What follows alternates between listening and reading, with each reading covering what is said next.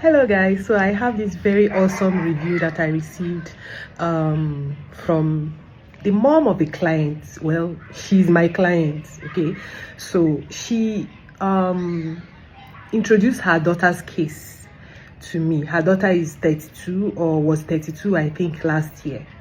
So her daughter had a very complicated case of a lot of things going on with her reproductive system. Okay, so I'm going to put up screenshots so you can see my conversation with her mom. So our conversation started over a year ago. So her daughter has a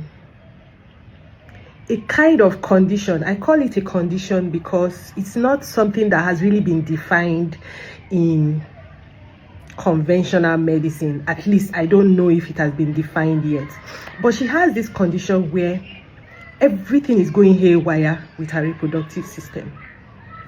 She was having fibroids, cysts, endometriomas, I can't remember what again, but everything was going wrong, including endometriosis.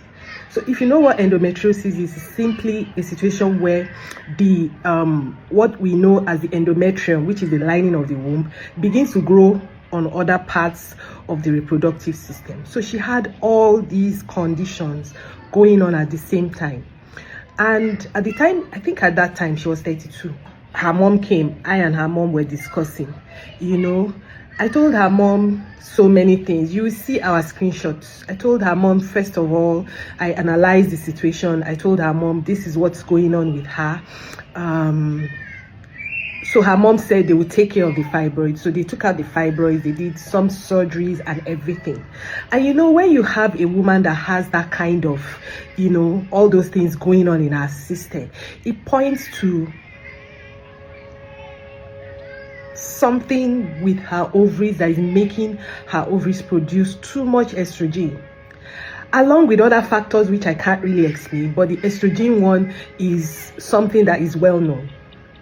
Anyway, so after she had all those surgeries, her mom told me that the doctors placed her on Lupron. Now Lupron is something that is called a GnRH agonist. So what it does is it blocks the activity of reproductive hormones.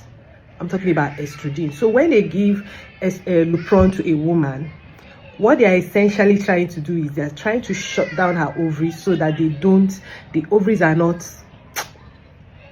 overactive and producing a lot of estrogen, which in turn will fuel all those conditions that she had. Remember, there were many: fibroids, endometriosis, endometriomas, cysts of different types. So when her mom said, after the surgery, the doctor said, we're going to prescribe Lupron.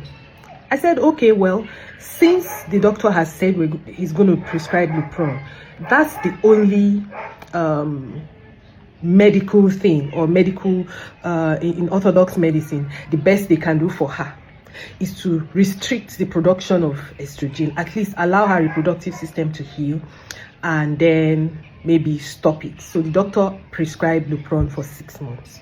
So I told her, well, since the doctor has recommended that, you can go ahead with it and let her use it. So her daughter started using it, the Lupron, because she had wanted her daughter to use herbs. I said, well, since you've already started the Lupron, we cannot administer herbs with Lupron. So it's either you do one or the other. And I encouraged her, let's try out the one by orthodox medicine. There's no harm in trying. And then that was exactly what they did. And then some months later, she came back and she told me, she said, look, this thing is not working. The Lupron is not working. She said the Lupron is not working, that they want something herbal. So that now took me on a long journey, because what they were asking for was a plant that will suppress the production of estrogen in the ovaries, not shut it down completely, but suppress. Okay, and then when that happens, it will act like Lupron. So basically it is Lupron that we're trying to mimic herbally.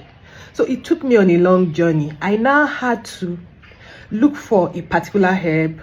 I will not mention its name because I don't want it to be abused. It has a lot of things it does. One of the things it can be used for is for abortions, so I will not mention. So I had to go on a search for it. I asked a taxonomist to get it for me. It's not something that is readily available. This lady had to pay, and then I had to give the taxonomist to go and look for this plant, find the plant, bring it to me, and then I process it for her. And that took about, I'm sure, more than a month, because we're going back and forth. At a point, she was really getting frustrated because the taxonomist himself was busy. You see, these people are busy with things. They are busy with work. So me asking him, help me find source for this plant and find it and get it for me, he had to leave some of the things he was doing. And that's not easy because people had already paid him to get plants and everything. Anyway, eventually, I got the plant and I sent it to her. And this was what she had to say. Check out this. So you can see the screenshot that she sent. She said within a week, the physical symptoms her daughter was having, which was heat, intense feeling of heat in her reproductive system, just died down, and her daughter is feeling absolutely normal. So when she sent me the review, I told her, I said, yes, you see, this plant is used for this.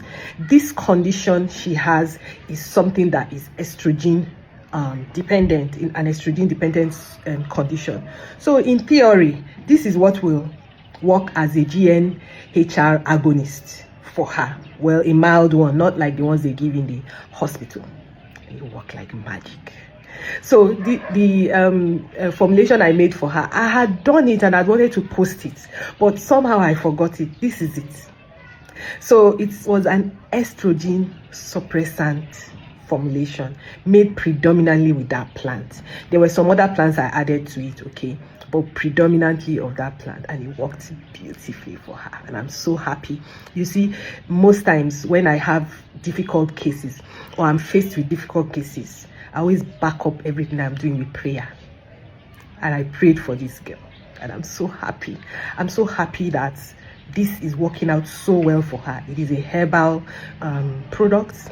She's having no side effects. It's working beautifully for her. So she's going to have to use it for 6 months, just like she was meant to use Lupron for 6 months.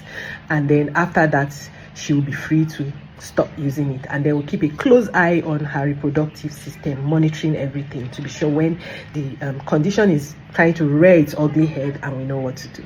So that was a beautiful review that I wanted to share with you people.